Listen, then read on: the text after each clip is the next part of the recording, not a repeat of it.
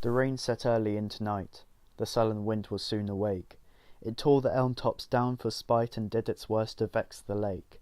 I listened with heart fit to break, when glided in Porphyria. Straight she shut the cold out and the storm, and kneeled and made the cheerless grate blaze up and all the cottage warm.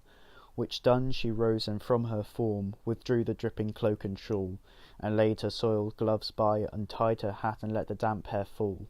And last she sat down by my side, and called me. When no voice replied, she put my arm about her waist, and made her smooth white shoulder bare, and all her yellow hair displaced, and stooping made my cheek lie there, and spread o'er all her yellow hair, murmuring how she loved me. She too weak for all her heart's endeavour, to set its struggling passion free, from pride and vainer ties dissever, and give herself to me for ever. But passion sometimes would prevail, nor could to-night's gay feast restrain a sudden thought of one so pale, for love of her, and all in vain. So she was come through wind and rain. Be sure I looked up at her eyes, happy and proud. At last I knew Porphyria worshipped me.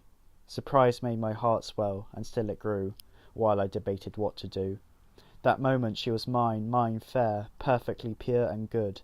I found a thing to do, and all her hair in one long yellow string I wound, 3 times her little throat around, and strangled her. No pain felt she. I'm quite sure she felt no pain, as a shut bud that holds a bee. I warily opened her lids. Again laughed the blue eyes without a stain, and I untightened next the tress about her neck. Her cheek once more blushed bright beneath my burning kiss.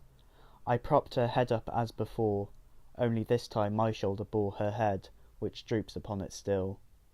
The smiling rosy little head, so glad it has its utmost will, that all its scorn at once is fled, and I its love am gained instead. Porphyria's love, she guessed not how her darling one wish would be heard, and thus we sit together now, and all night long we have not stirred, and yet God has not said a word.